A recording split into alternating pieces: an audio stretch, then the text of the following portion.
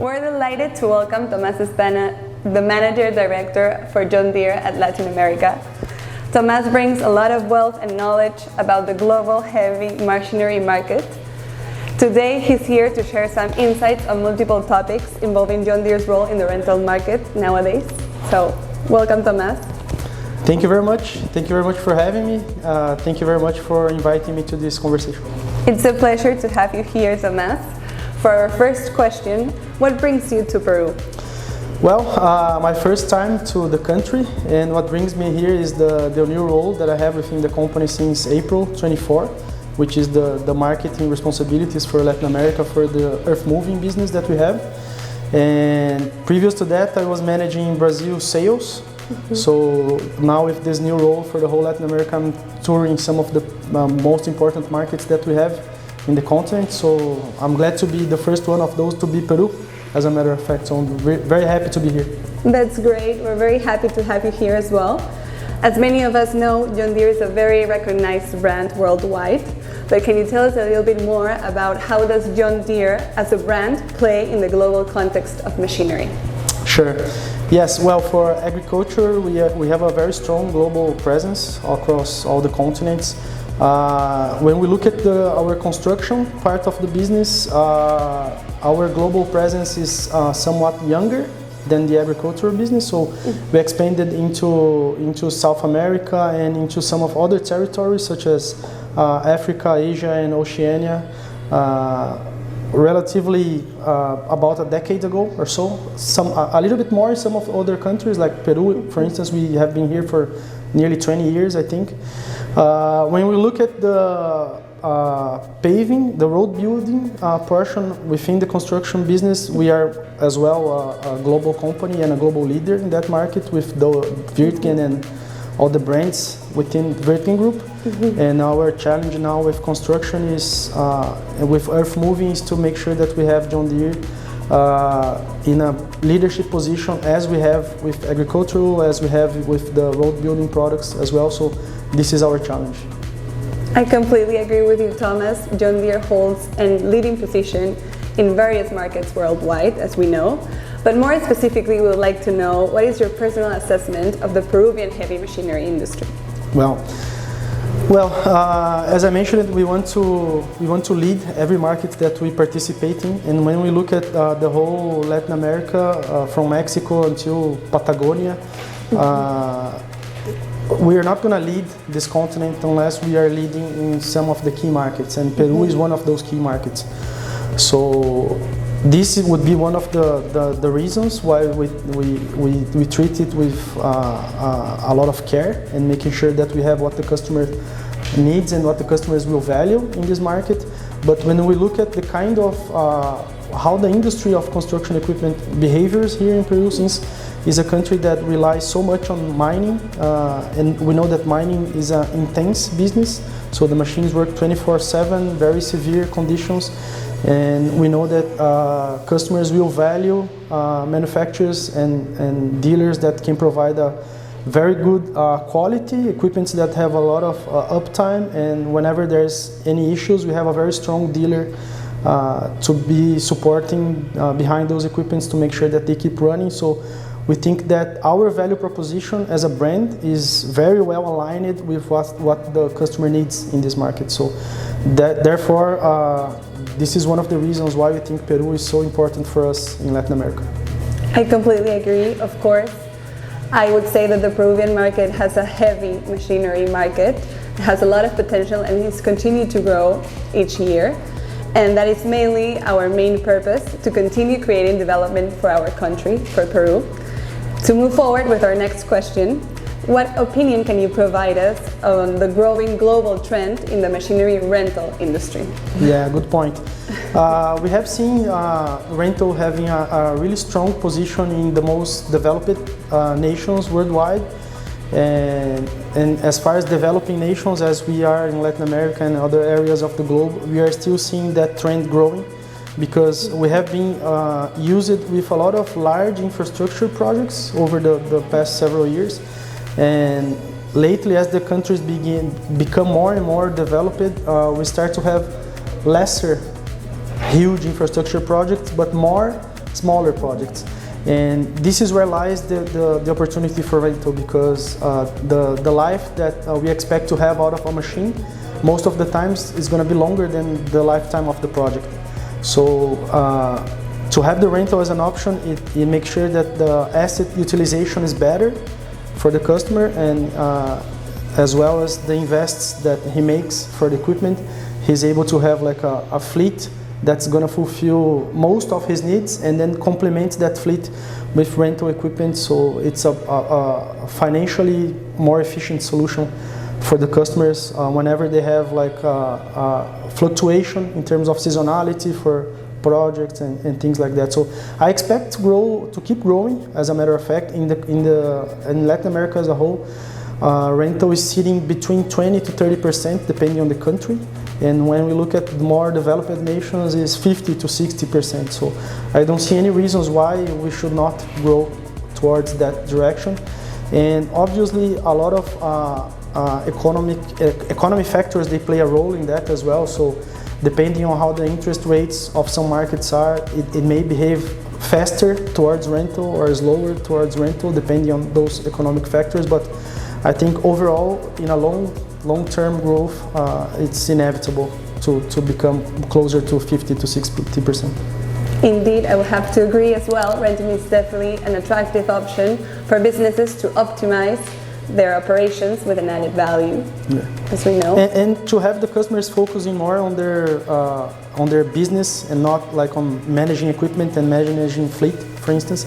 So we have a lot of customers that earth moving is not their final service or their final product that they sell as well. So if they are able to have a partner to partner with, and let somebody take care of the machines and just focus on your final product, I think everybody can be more efficient that way, because we have the expertise on maintaining and managing the equipment, and the customer will have his expertise on his part of the business, and I think everybody can be more successful that way. Indeed, it's like a partnership, right? Yeah. For our next question, we would like to know, in terms of, we will know that you're acquainted with the work that we do, the role of CGM Rental, and that we do in Peru. What is your opinion in this matter of all the work that we've been doing currently? Well, I think CGM is a very valuable partner for John Deere, and we really appreciate the business, and we look forward to continuing extending that partnership over time. And I think it's very important to have that focus to be part of the solution for the customer, right? If the customer has with CGM, we have another option with the customer. So it's not just the only option of having to buy and maintain and operate and do everything with the equipment. So you have an option to, maybe it's more efficient to have some equipment owned by the customer and then complement that with some equipment from a different partner, such as CGM. So I think the role of being part of the solution is really, really key in terms of success on a long term.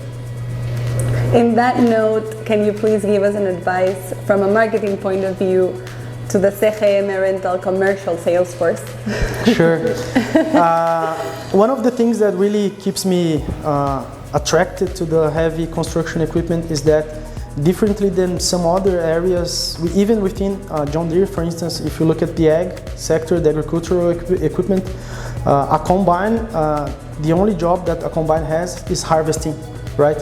And the same for like a milling machine, for road building, for Wirtgen, it has only one application. But when we look for an excavator, for instance, it can have 1,000 different applications.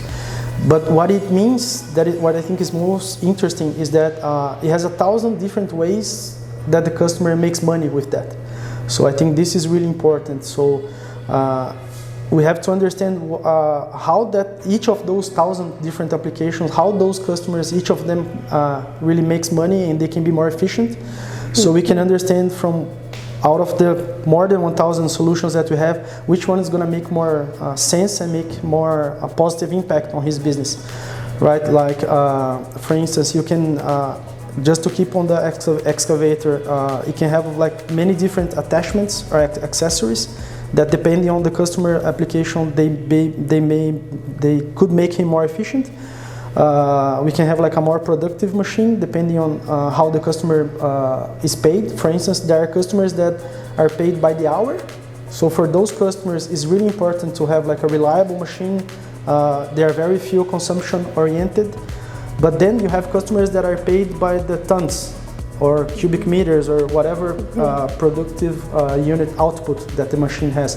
And for those, we do have a probably the most productive excavator on the market. So then it's all about making sure that that excavator is completely sized with the bucket that is going to make the application the more efficient, to be more productive, to have a very trained operator, and to have a very good focus on uptime, for instance. So we have to have a very close support to the machine to make sure that it keeps running 24/7. So I think it's really important to understand how your customer runs his business, how he gets paid, and how we can help him and be more successful. I think when we are able to hit that spot and be very intentional about that, I think that's when we are going to make more sense for our customers, you know, and then we're going to be more successful as well. Indeed, we have to adapt to our customers. Correct. In that Yes. way. Similar to this question, can you please provide an advice for our marketing team in CGM Rental so we can be better each day? Well, I think it connects a lot to this previous questions. You know, we do not have like a one size fits all solution when we look at the kind of construction equipment that we work with. So I think it's really important to make sure that we understand that breadth of customers that we have and how we can serve them better, and try to show everything that we have. Right? I think we have a lot of CGM together with John Deere, this partnership that we have a lot of things that makes us stand out against competitors, even from an equipment point of view, but also as a solution provider point of view with CGM. So I think it's really important to make sure that we hit on those notes, right? So how our equipment can make the difference, how CGM support can make the difference. So I think this is key, because we are not, as many people could disagree with me, but we are not in a commodity business, right? Some people tend to try to commoditize our business and compare like rates per hour and things like that, but for us it does not apply, because we have a very complete solution and a technology focused solution. So we need to make sure that we are telling the world how unique we are and how the solutions that we can offer can be different. I think this would be very important. Thank you, Thomás, for your advice. I'm sure it will be taken into consideration. And we're reaching to the end of our interview, and we would like to know if you could give a final message to our customers that are going to be probably watching this interview. Sure, yeah. First of all, I would really like to, on behalf of John Deere, to thank you for your business, and we hope that we can keep earning your business every day, working hard with our partners here in Peru, such as CGM Rental, with IPESA, and making sure that we are delivering on the promises that we make you, and we are standing by our words, and hopefully we can do more and more business together, and it's been a pleasure to be here and get to know some of you. Thank you so much, Thomás, for your time and for sharing these valuable insights with us today. We're looking forward to collaborating with you and to create and promote a bigger impact, not only for Peru, but for Latin America. Thank you so much again for your time, and we hope to see you soon again. Thank you. Thank you.